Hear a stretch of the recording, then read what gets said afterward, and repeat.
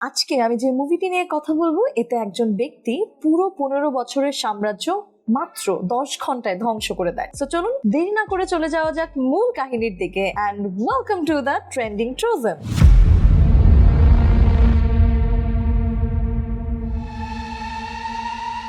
সাল 2009 শ্রীলঙ্কার জাফনা টেরিটরি মংলা জঙ্গলে শ্রীলঙ্কান সেনাবাহিনী আর শ্রীলঙ্কান টাইগার বাহিনীর মধ্যে সংঘর্ষ হয়। সংঘর্ষে সেনাবাহিনী জিতে যায়। তারপর ওরা প্রথমবারের মতো টাইগারদের টেরিটরি জাফনা জঙ্গলে যায়, কিন্তু জাফনা জঙ্গলের ক্ষণে ক্ষণে ওদের জন্য মৃত্যু অপেক্ষা করছিল। কিছু খোদক সেখানে খোদাই করছিল এবং ওরা সেখানে কিছু সোনা খুঁজে পায়। সোনা দেখে খোদকরা লোভ সামলাতে পারে না। ওরা ভাবে সারা জীবন তার দিনমজুরি করে কাটানো যাবে না। তখন ওরা সিদ্ধান্ত নেয় সমস্ত সোনা ওরা নিজেরাই ভোগ করবে। ঠিক তখনই সেটা সেনাবাহিনী দেখে ফেলে। তখন তারা সেনাবাহিনীর ওপর তাণ্ডব লীলা চালাতে শুরু করে। কিন্তু যখন ওরা বুঝতে পারে এত সেনাকে ওরা মারতে সক্ষম হবে না, তখন পালানোর চেষ্টা করে। পালাতে পালাতে ওরা ভারতের অন্ধ্রপ্রদেশে ঢুকে পড়ে। ভারতে ঢুকে ওরা পুলিশের হাতে ধরা পড়ে। তারপর তারা পুলিশকে সোনার একটি বার অফার করে ভারতীয় নাগরিকত্ব পেয়ে যায়। নতুন নাগরিকত্ব পাওয়ার পর ওরা একজন লিডার বানায়। এদের লিডারের নাম রানাতুঙ্গা। তারপর তারা স্থানীয় পুলিশ ও প্রশাসন ব্যবহার করে ভারতের অন্ধ্রপ্রদেশের বিশাল অপরাধ সাম্রাজ্য গড়ে তোলে। এরপর কেটে যায় 15 বছর। দেশের প্রেসিডেন্টের কাছে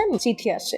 সেটাই লেখাটা ছিল ঠিক এমন: মাননীয় রাষ্ট্রপতি, আমি মোটুপল্লী থেকে লিখছি। অন্ধ্রপ্রদেশের ছোট্ট একটা গ্রাম আমাদের এই মোটুপল্লী। আমার হাত খুবই ছোট, কিন্তু আমাদের ইস্যু অনেক বড়। তারা আমার ভাইদের আঙ্গুল কেটে দিয়েছে। প্রমাণ স্বরূপ আপনার কাছে পাঠিয়েছি, যাতে আপনার এটা বিশ্বাস হয় যে আমি যা বলছি সব সত্য কথাই বলছি। আমরা অনেক বিপদে পড়েছি। যদি আগামী 24 ঘন্টার মধ্যে আপনি আমাদের জন্য কিছু না করেন, তবে এরপর আপনি আমাদের ভাইয়ের মাথা পাবেন। এই চিঠিটা পড়ে আর কাটা আঙ্গুলগুলো দেখে রাষ্ট্রপতি চোখে পানি চলে আসে। তারপর সিবিআই অফিসার সত্যমূর্তিকে ডেকে পাঠায়। সত্যমূর্তিও যখন চিঠিটা পড়ে তখন অনেক কষ্ট পায়। তারপর আসলে মোটুপল্লী কি ঘটেছিল সেটা জানার জন্য অন্ধ্রপ্রদেশের উদ্দেশ্যে রওনা হয়ে যায়। এখানে মোটুপল্লীতে চাষিরা তাদের জমিতে লাঙল দিচ্ছিল। ঠিক সেই সময় মাটির নিচ থেকে মাথা ছাড়া কিছু বডি খুঁজে পায় ওরা। এটাতে সবাই শক হয়ে যায়। তারপর ওদেরকে গ্রামে নিয়ে আসা হয়।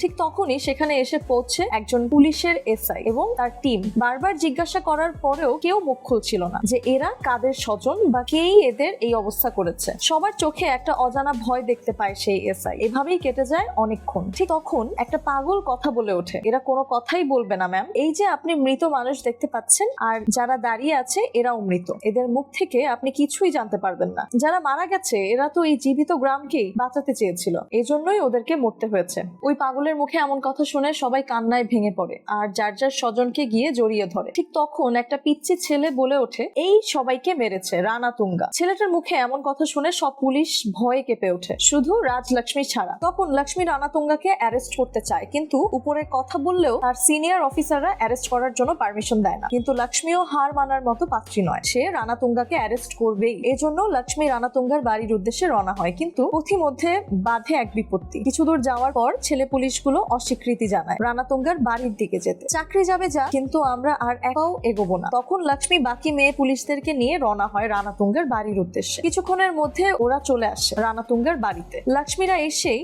সেখানে থাকা গুন্ডাদেরকে মারতে শুরু করে।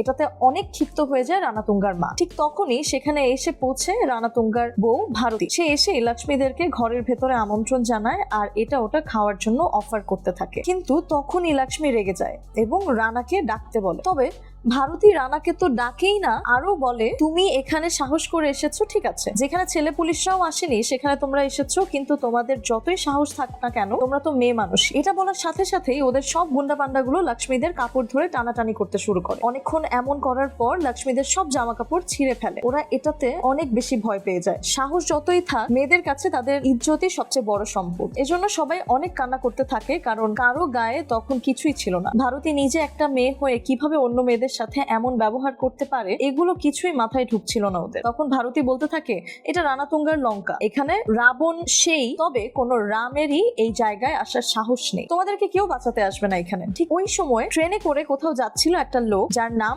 বলদেব প্রতাপ সিং। পথিমধ্যে ট্রেনটা একটা জায়গায় এসে থামে। এই ট্রেনটা এখানেই থাকবে আগামী 4-5 ঘন্টা। প্রতাপের একটু একটু ক্ষুধাও লাগছিল, এজন্য সে হোটেল খুঁজতে শুরু করে দেয়। কিছুক্ষণের মধ্যে একটা হোটেল পেয়েও যায় সে। হোটেলের অবস্থা একদমই ভালো ছিল ছিল না। এই হোটেলটা একটা বৃদ্ধ মহিলার। তখন প্রতাপকে ইডলি খেতে দেয় তিনি। প্রতাপ ইডলি খাওয়া শুরু করলে একদমই মুগ্ধ হয়ে যায়, কারণ সেই বৃদ্ধ মহিলার হাতের রান্না খুবই সুস্বাদু। প্রতাপ ভীষণ মজা করেই খাবারটা খাচ্ছিল। ঠিক তখনই সেই হোটেলে আসে একদল গুন্ডা পান্ডা, আর ওদের ধাক্কায় প্রতাপের হাতের সেই ইডলিটা পড়ে যায়। কিন্তু ওরা কিছুই মনে করে না, আর হই হুল্লা করতে করতে এটা ওটা খেতে থাকে। ওদের দেখে দোকানি মহিলাটাও কেন যেন অনেক ভয় পাচ্ছিল। তখন প্রতাপ যায় ওদের কাছে আর ইডলি ফেলার জন্য তাদেরকে সরি বলতে বলে, কিন্তু এরা তো সরি বলেই না, আরো ধাক্কা দেয় প্রতাপকে। এটাতে অনেক রাগান্বিত হয়ে ইচ্ছে মতো ধোলাই করতে থাকে প্রতাপ। কিছুক্ষণের মধ্যে ওদেরকে ধরাশায়ী করে ফেলে প্রতাপ। তারপরেও সরি বলে না ওরা। তখন প্রতাপ তাদের ধরে রানাতুঙ্গার কাছে নিয়ে যায়। রানাতুঙ্গা তাকে সরি বলে। প্রতাপ ওকে ধন্যবাদ দিয়ে চলেই যাচ্ছিল। ঠিক তখনই সে খেয়াল করে ঘরের মধ্যে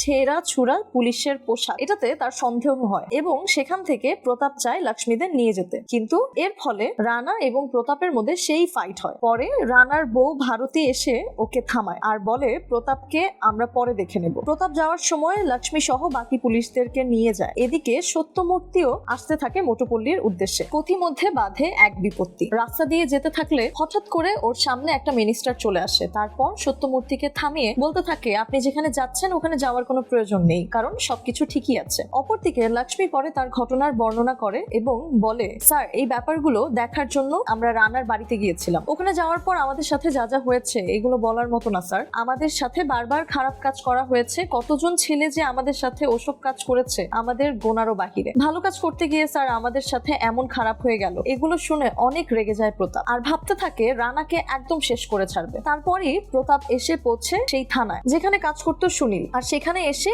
একটা এফআইআর লিখতে চায় সে। তখন সেখানে দায়িত্বরত পুলিশকে ঘটে যাওয়া ঘটনা বলতে শুরু করে। প্রতাপের মুখে এসব কথা শুনে সব পুলিশ অবাক হয়ে যায়। এই লোকটা কে আর কেনই বা সে এসব কথা বলছে? সে কি জানে না যে এই এলাকায় রানাকে? তখন প্রতাপ বলে স্যার এগুলো তো এফআইআর ছিল না, এফআইআর তো লেখা হবে এখন। আর সাথে সাথেই লক্ষ্মী এবং তার টিম ডেকে পাঠায়। লক্ষ্মী এবং তার টিম ওদের ছেঁড়া কাপড় চোপড়ে চলে আসে থানার ভেতরে। ওদেরকে দেখে থানায় থাকা সব পুলিশ হাসাহাসি শুরু করতে থাকে। আর সুনীল তো হাসতে হাসতে একদম পাগলই হয়ে যাচ্ছিল আর বারবার ওদেরকে বলছিল আমি কতবার বারণ করেছিলাম ওখানে না যাওয়ার জন্য, পরেও তোমরা গেলে, এখন বোঝো ঠেলা। এগুলো বলছিল আর অনেক হাসাহাসি করছিল। তারপর এই ব্যাপারগুলো দেখে অনেক রেগে যায় প্রতাপ আর ওদেরকে আচ্ছা হারে মারধর করতে থাকে। এতগুলো পুলিশও যেন প্রতাপের কাছে কিছুই না। চলতে থাকে মারামারি। এক পর্যায়ে অনেকজন পুলিশ মিলে বেঁধে ফেলে প্রতাপকে আর ফোন দেয় রানার বাড়িতে। ফোনটা উঠায় সোমলু। তখন সে তার ভাইকে কিছু না বলে থানার উদ্দেশ্যে রওনা দেয়। থানায় চলে আসে সোমলু। এখানে এসে প্রতাপকে দেখে অনেক খুশি হয়ে যায় আর বলতে শুরু করে তোকে ভাইয়া আমাদের বাড়িতে কেন মারেনি জানিস?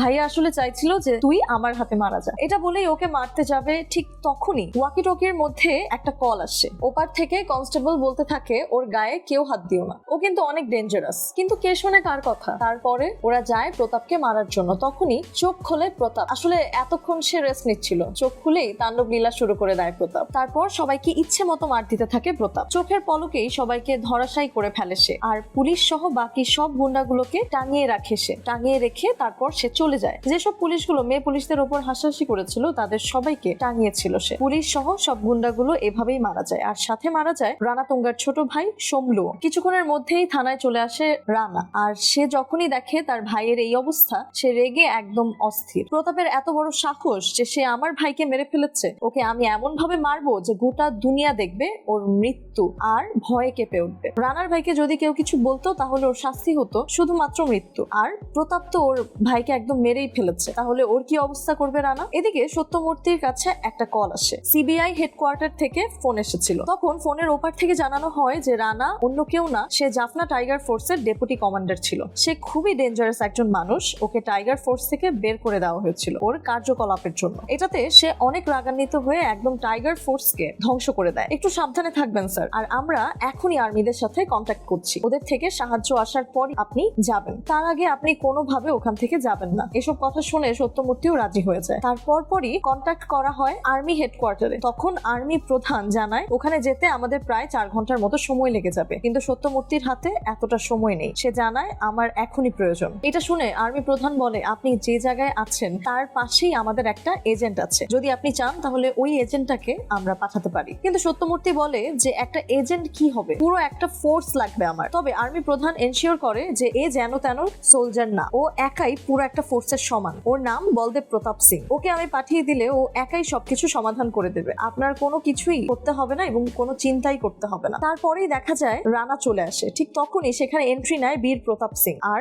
সেই তাণ্ডব লীলা শুরু করে দেয়। এতগুলো মানুষ প্রতাপের কাছে যেন কিছুই না, ওদেরকে ইচ্ছে মতো মারতে থাকে প্রতাপ। তার পরপরই ধরে ফেলে রানাকে, চোখের পলকেই ধরাশায়ী করে ফেলে রানাকে। রানা কিছুই বুঝে উঠতে পারছিল না যে হচ্ছেটা কি ওর সাথে। ওর সাথে ছিল অনেক মানুষ আর প্রতাপ শুধুমাত্র একা। তারপরেও কেন ওর সাথে পেরে উঠছিল না। ওরা ঠিক তখনই দড়ি দিয়ে বেঁধে ফেলে রানাকে আর টাঙিয়ে দেয় এবং সেই দড়িটা ধরিয়ে দেয় গ্রামবাসীর ওপর। একটা সময় রানা মারা যায়। ঠিক ওই মুহূর্তেই সেখানে চলে আসে সত্যমূর্তি আর প্রতাপকে তার কাজের জন্য অনেক ধন্যবাদ দেয়। তারপরই ওর কনসাইনমেন্ট শেষ হয়, সে চলে যায়। তো ঠিক তখনই পিচ্চি মেয়েটা চলে আসে ওর কাছে আর বলতে থাকে, আপনাকে অনেক অনেক ধন্যবাদ আমাদের সবাইকে বাঁচানোর জন্য। আমরা যদি ভবিষ্যতে কোনো বিপদে পড়ি তাহলে আমরা আপনাকেই ডাকবো, আপনি কি আসবেন? প্রতাপও খুশি খুশি হ্যাঁ বলে দেয়। রানার তিলে তিলে গড়ে তোলা 15 বছরের সাম্রাজ্য প্রতাপ শুধুমাত্রই 10 ঘন্টাতেই পুরো ধুলোর সাথে মিশিয়ে দেয়। সো কেমন লাগলো এই অ্যাকশন প্যাকড জার্নিটা? যদি তুমি অ্যাকশন মুভি লাভার হয়ে থাকো তাহলে এই মুভিটি তোমার কাছে কেমন লেগেছে অবশ্যই কিন্তু কমেন্টে জানাবে। তোমার প্রিয় সিন কোনটা ছিল আর পরের বার কোন মুভিটির এক্সপ্লেনেশন তুমি জানতে চাইছো সেটাও কিন্তু জানাবে। আর হ্যাঁ, সাবস্ক্রাইব করতে কিন্তু ভুলবে না। সাবস্ক্রাইব করে পাশে থাকা বেল আইকনটিও ক্লিক করে রাখবে যাতে আমাদের পরবর্তী ভিডিও আপলোডের সাথে সাথে তোমার কাছে নোটিফিকেশন চলে যায়, কারণ ট্রেন্ডিং ট্রোজেন নিয়ে আসবে আরো আগুন আগুন কন্টেন্ট।